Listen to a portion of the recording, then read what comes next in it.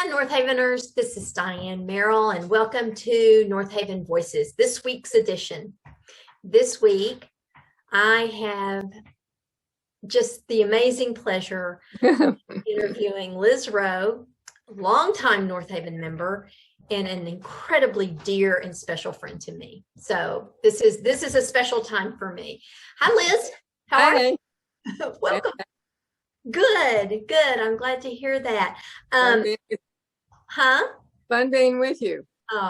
Thanks. Let me just say one thing first. There's so much that I want to get to that I've made some notes. So if I rush you along, there's so much to do. There's so much to ask. So we're just going to jump in. Okay. All right. So first, let's start with this, an easy one. Can you please give us kind of a brief background, where you were born and raised and where you went to college and some of those things? I know those things, but some people don't. So would you share that with us, please? Okay.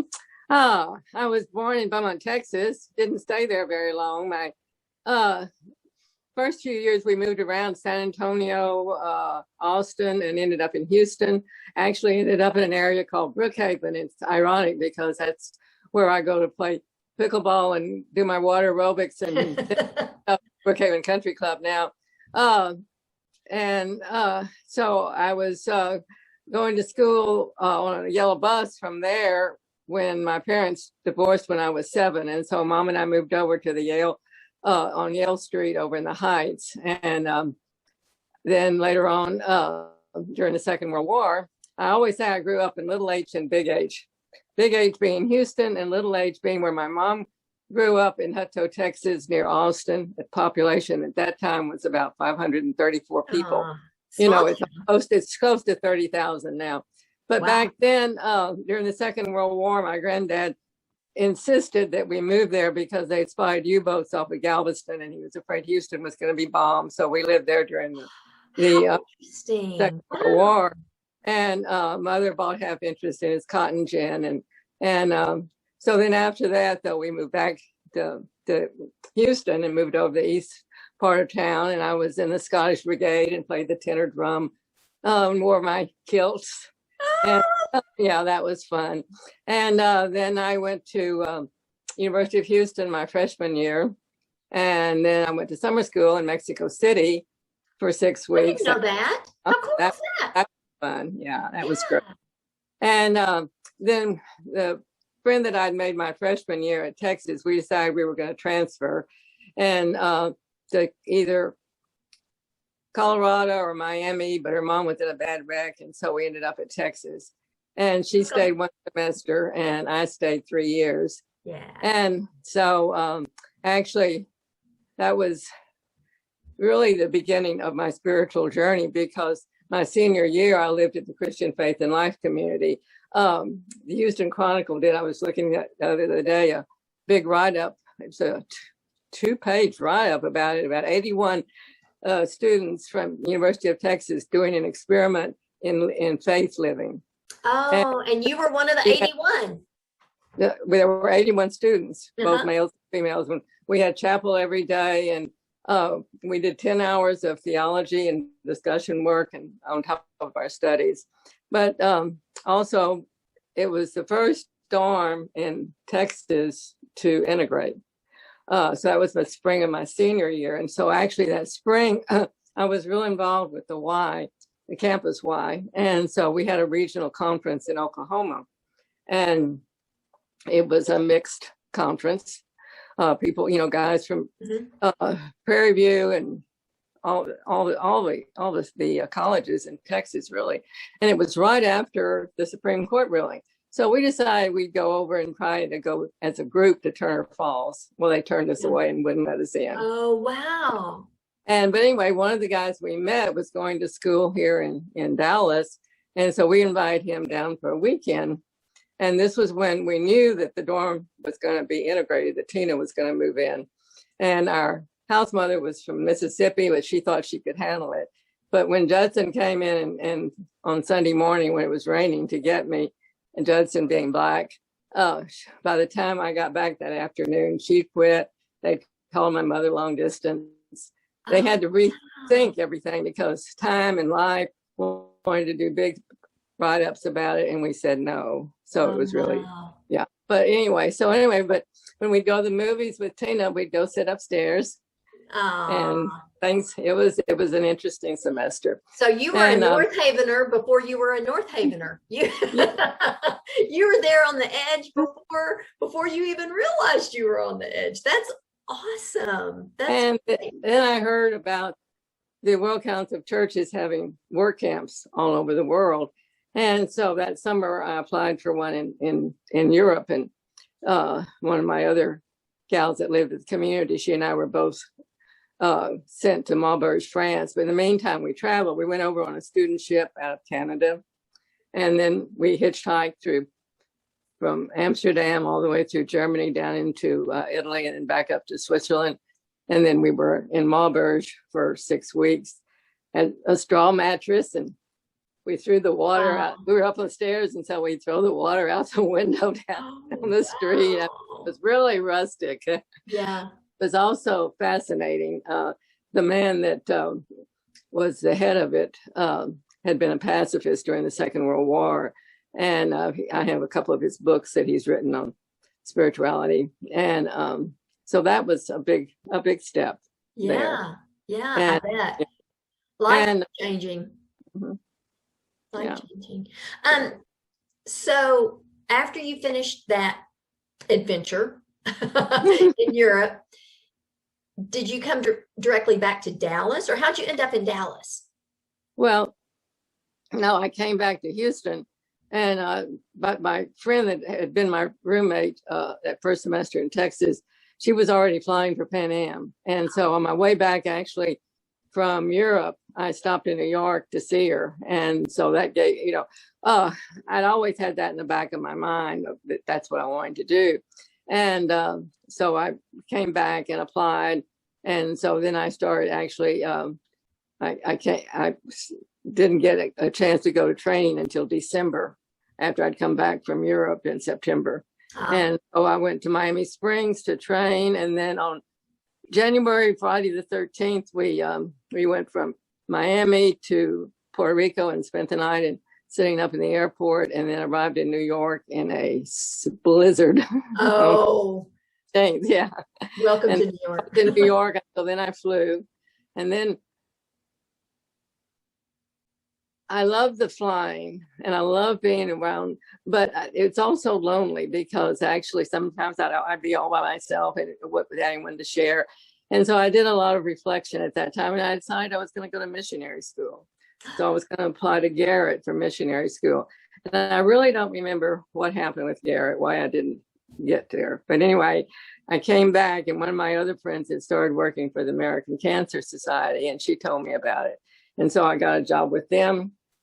How long were you with Pan Am? How long did you fly? About a year and a half. Oh. But I will say the greatest asset of flying for Pan Am is that both my grandparents came to Texas. My mother's parents came to Texas from Sweden as adults, didn't know each other. And so my grandmother had two sisters that I was able to go to Sweden because of Pan Am and visit her two sisters that my grandmother hadn't seen in 48 years. My mother was 2 years old.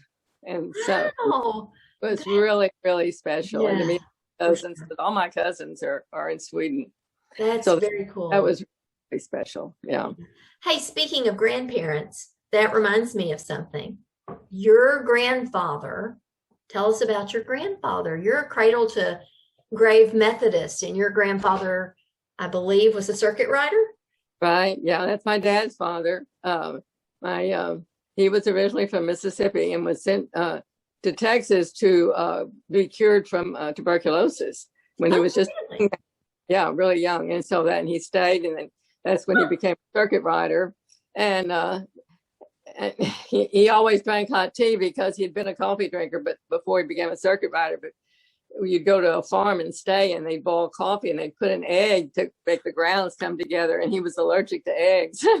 So he had to switch. I've never heard of such a thing. Yeah.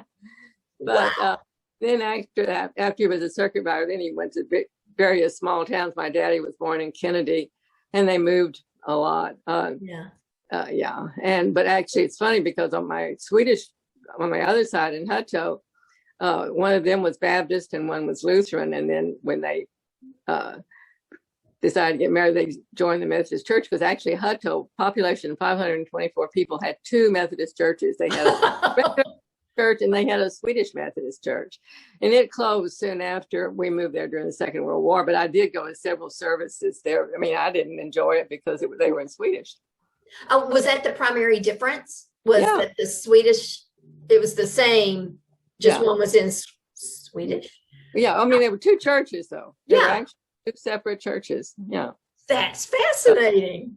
So, and then actually, the year after after Joe died, I went over to Hutto with my friends for the first time, and I was trying to find the church because it was just 3 blocks down the street. I found that on Main Street in Pecan. But they'd moved the church. And so we went and found the church. It had gorgeous stained glass windows. And I could just hear my granddaddy saying his amens, because they would embarrass me so much. He'd have this real loud, deep voice, and he would really express himself. Said it with gusto. Oh, that's what interesting. So actually, I got to Dallas because of that blind date I had when I lived at the Christian Faith and Life community that didn't work out too well. But 3 years later, when he came to Houston to be in a wedding of a guy that lived in the apartment next to me, and I got him a blind date, we got married 6 months later. So I got Alice.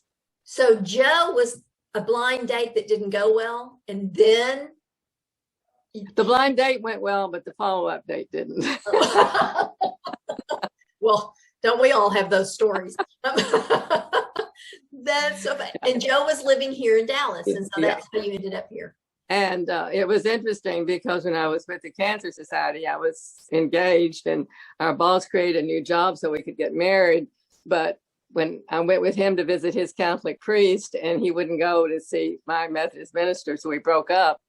And so then when I met Joe again, I found out that he was a Catholic, but he quickly became a Methodist, and he was a Methodist for the rest of his life, but he always still prayed like a Catholic. He always crossed himself. But it's really interesting because at Northaven, he would challenge Schubert Ogden in Sunday school class, and I would be so embarrassed because I thought Schubert was just really, he was very special. But anyway, it was good. Yeah. That's awesome. So when did let me go back 1 minute. Okay, so we got married at University Methodist Church in Austin in the chapel, and then we moved to Dallas, and then we joined Lover's Lane, and I spent hours on the phone trying to organize an adult Sunday school class, and nobody was interested. And then I heard about Northaven, and so then we came over to Northaven in 1960, and that was the same year that Bill Holmes had found out about the Christian Faith and Life community where I had lived, and he was going up to Austin to take classes, and so then we organized a group from Northaven to go spend the weekend at the community. So then Joe and I went to where I'd first seen him as a blind date, and so we had a wonderful weekend there and studying. And so then Bill brought the whole concept back to Northaven, and so it would be an 8-week class and meeting one night a week. And the way they had set up in Austin at the community, they had a hostess that helped make everybody, like you do all the time. Well, so Bill asked me to do that when we brought it back to Northaven. So I actually took the course twice. Joe just took it once. But anyway, that was the beginning of some of the studies that I've done at Northaven. Yeah, and you've been involved in a lot of them. So you and Joe came to the church in 1960, Northaven, officially. So when you think back to those days and you think about Northaven then, can you share a memory with us that was really special besides the one that you just spoke of, something about the old church building? Or well, the old church was really interesting because forget, from some reason, it just really stuck when we first came, because we come in that front door faced Preston Road, and you go into the church, and then immediately as you walk in, there's this itsy bitsy nursery on the left, and that's where we dropped Kathy off. Aww. We only had one child then, and then as time went on, they added and changed the nursery and everything. And then it was interesting because of the conflict. We had a wind tunnel between the education building and the sanctuary, and so there was a lot of controversy about making it into the atrium. And actually, that was wonderful once we did that. Once you got that taken care of, yeah. And then Schubert Ogden's wife Joyce was in the choir, and she had a beautiful voice. And I was thinking, I don't know where I got the nerve that night, because when our son was killed in a car wreck, and they playing the service, and I called Joyce to sing, and she did. So that was a memory as far as the Ogdens were concerned. Yeah, because you have 3 children, and you have 4 grandchildren. 4 grandchildren? Well, I have actually 6 grandchildren. 6 grandchildren. Okay.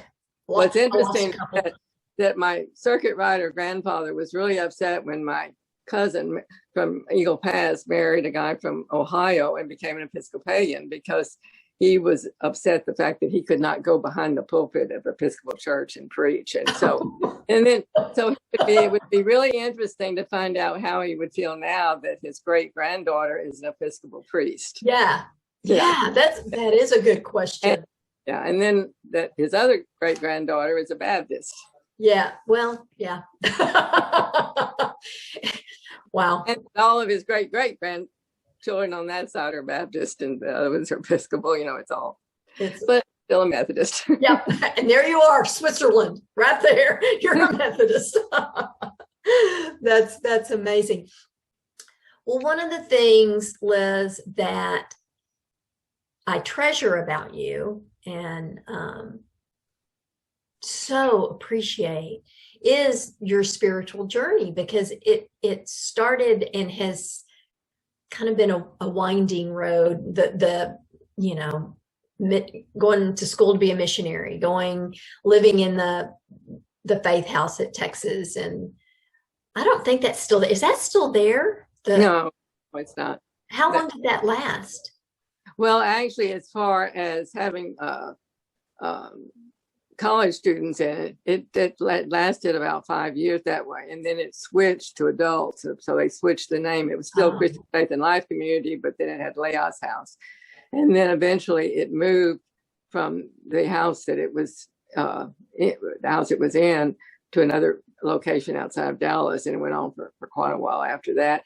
But there was actually it was a big breakup, and half of the group moved to Chicago. And that went on. Moved to where? I'm sorry, you cut out. Chicago. And that went on for a long time in Chicago. Yeah. So when you think about your spiritual journey, can you describe it to me, or talk to me about it, or kind of, is there a Bible verse that you love that kind of is your mantra, or a story from the Bible that speaks to you, or is there anything, because your journey has been long and varied, is there anything that you can share with us that? Well, in some ways, it seems like always searching. Even as a teenager, I actually, as a little girl, we had gone to St. Paul's Methodist, and I don't know why I was not baptized as an infant, but I was like 5 or 6 years old when I was baptized at St. Paul's, because the minister had just been to the Holy Land, and he'd come back with water from the River Jordan, and so water from the River Jordan. But then later on, after I moved back from Hutto to Houston, I was going to First Methodist, and then as an adult, I went to several. So, but there as a teenager for a while, I was searching, so I went with one friend to the Baptist church, and then I went to the Episcopal church, a couple of Episcopal churches, and one I really liked because they danced. So I kept And so, and then the same thing that happened in New York, I was always searching for um, uh, a church.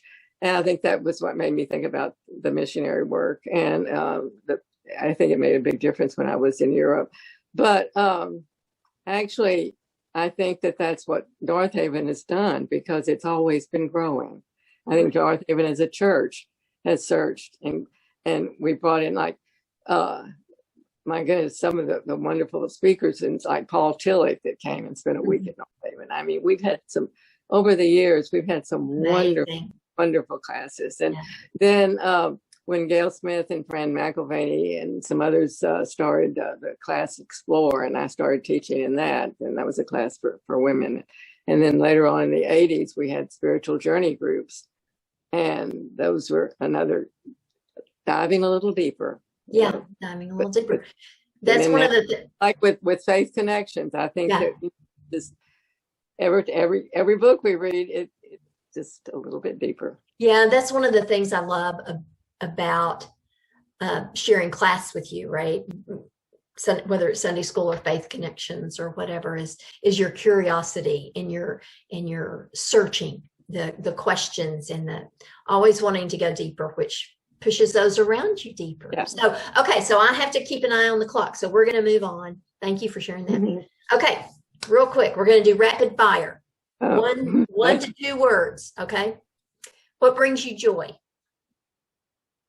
Oh, being with my family and friends, watching my grandsons play football, and my granddaughter with her cheerleader. And okay, it's more than 1 word, but I'll let you slide.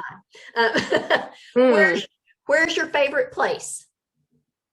Any beach. Any beach. I'm with you, girl. Do you have any hobbies? Name a hobby. Well, pickleball. I knew it. I was waiting for it. Okay, last question. How would you like to be remembered?